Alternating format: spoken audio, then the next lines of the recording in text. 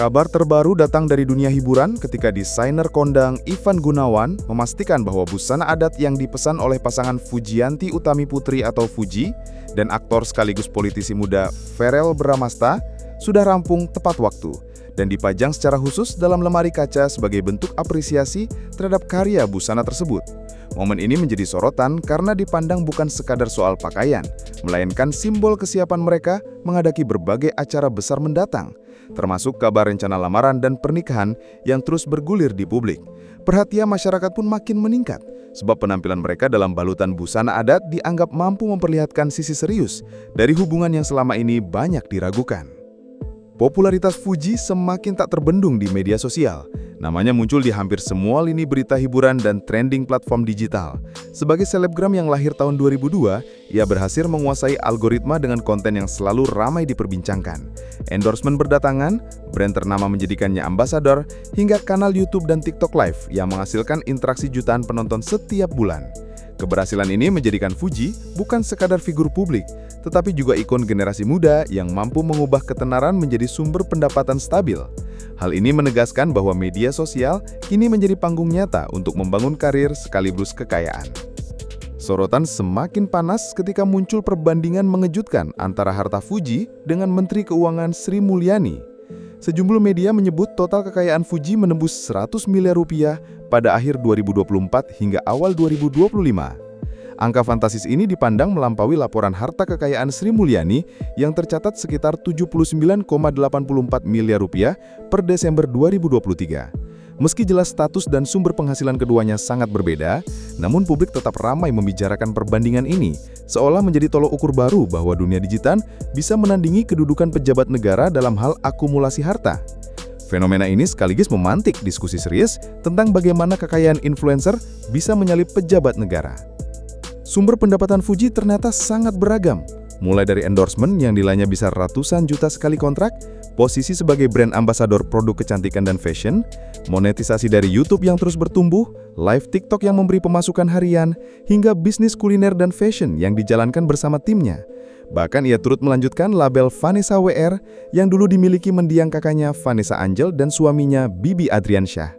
Semua lini ini saling menopang, hingga membuat Fuji memiliki pondasi bisnis kuat yang tidak bergantung hanya pada popularitas sesaat. Inilah yang menjadikan kisahnya menarik untuk dipelajari sebagai model kesuksesan baru anak muda. Menariknya, meski kabar mengenai nilai kekayaannya terus berseliweran, Fuji sama sekali belum pernah memberikan konfirmasi resmi. Sikap diam ini justru membuat rasa penasaran publik makin besar. Sebagian menilai ia sengaja membiarkan angka fantastis itu beredar demi menjaga hype. Sebagian lagi menilai Fuji memilih fokus pada karya ketimbang sibuk mengklarifikasi. Dalam konteks industri hiburan, sikap ini cukup cerdas karena setiap rumor yang beredar otomatis menambah sorotan publik. Dengan demikian, posisi Fuji sebagai figur yang selalu diperbincangkan tetap terjaga tanpa perlu ia repot-repot membangun narasi tambahan. Sementara itu, perhatian publik beralih pada Verrell Bramasta ketika ia menghadiri upacara kemerdekaan di Istana Negara pada 17 Agustus 2025. Penampilan Verrell menarik sorotan karena hadir bukan bersama Fuji, melainkan berpasangan dengan perempuan lain, yaitu Zita Anjani. Momen ini langsung menjadi bahan perbincangan sebab Verrell yang selama ini dihubungkan dengan Fuji tiba-tiba tampil akrab dengan tokoh politik yang punya kedudukan strategis. Kehadiran keduanya di acara kenegaraan menambah bobot pemberitaan sehingga publik pun mengaitkan dengan dinamika hubungan pribadi maupun langkah politik yang tengah dijalani Verrell. Sorotan semakin tajam ketika diketahui bahwa Verrell dan Zita tampil mengenakan busana adat dari Pulau Rote, Nusa Tenggara Timur. Pilihan busana adat ini bukan hanya menunjukkan rasa bangga terhadap kekayaan budaya Nusantara, tetapi juga dibaca sebagian kalangan sebagai simbol politik. Sebab dalam tradisi acara kenegaraan, busana adat seringkali dimaknai sebagai pesan kebersamaan sekaligus pencitraan. Dalam kasus ini, kebersamaan Verrell dengan Zita otomatis menimbulkan tafsir publik yang luas. Apakah sekadar kerjasama seremonial atau ada kedekatan yang lebih personal di balik penampilan mereka? Figur Zita Anjani sendiri memang tidak lepas dari kontroversi. Ia dikenal sebagai utusan khusus Presiden bidang pariwisata, sekaligus anak dari Menteri Koordinator Bidang Pangan, Zulkifli Hasan. Yang lebih membuat publik heboh adalah fakta bahwa Zita sudah bersuami dan memiliki 3 anak, sehingga kemunculannya berpasangan dengan Ferel di Istana Negara memantik tanda tanya besar. Apakah ini murni kerja protokoler, strategi politik, atau sekedar kebetulan belaka? Situasi inilah yang memicu derasnya komentar netizen yang membandingkan nasib Fuji dengan posisi Zita dalam sorotan kamera. Tak bisa dihindari, foto kebersamaan Ferel dan Zita yang diunggah di media sosial langsung memunculkan banjir komentar. Banyak netizen menyoroti bagaimana perasaan Fuji ketika melihat pasangan yang selama ini dikaitkan dengannya berpose mesra dengan perempuan lain. Fenomena ini menunjukkan betapa besar pengaruh citra publik figur terhadap persepsi masyarakat. Setiap gestur atau unggahan bisa membentuk narasi baru yang kadang lepas dari kontrol. Dampaknya bukan hanya pada hubungan pribadi, tetapi juga pada reputasi yang sudah dibangun bertahun-tahun. Hal ini sekaligus menjadi pengingat keras bahwa di era digital, setiap langkah selebriti selalu diawasi publik.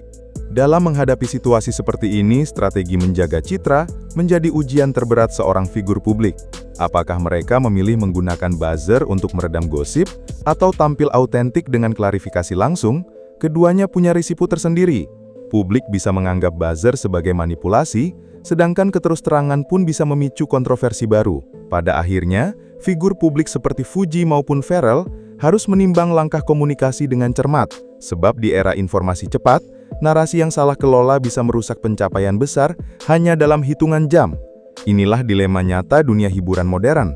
Dari sisi tren yang lebih luas, fenomena ini memperlihatkan bahwa kekayaan influencer semakin menyalip pejabat negara.